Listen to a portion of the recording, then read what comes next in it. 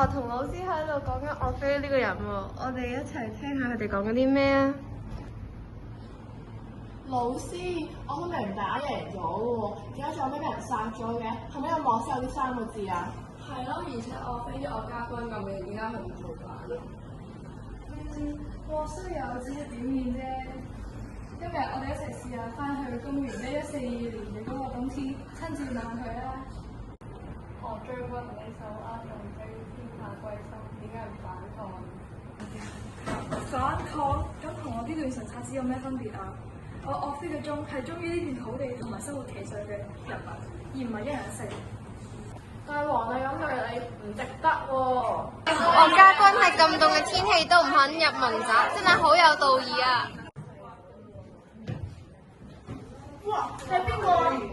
我係呢度嘅老肉質，老夫喺呢個大理寺當差30幾年，從來未見過咁樣嘅犯人。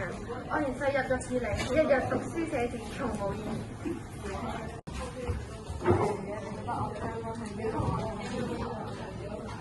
朝廷嘅事，老夫不敢妄言，但連獄中嘅囚犯都敬重佢。琴晚佢仲將自己嘅晚餐分咗俾病咗嘅嗰啲官員。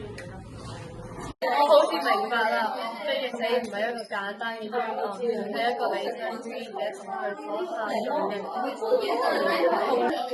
佢嘅家喺好多天朝嘅家國之外，佢守護嘅係一個精神，而呢個精神比一個王朝嘅壽命更加長。依家明白，岳飛選擇赴死唔係用心嘅，就係佢嘅信徒，你單純嘅關注淨係你一人。係啊，阿邊個故事話俾你知，歷史成日都喺度睇翻，我哋真係求求你哋唔單止係呢個真實，更加係對眾人之外，如果係呢個比較文字。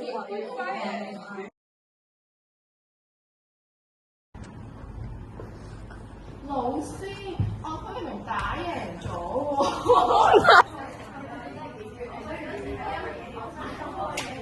我好似明啦，岳飛嘅死唔係一個簡單。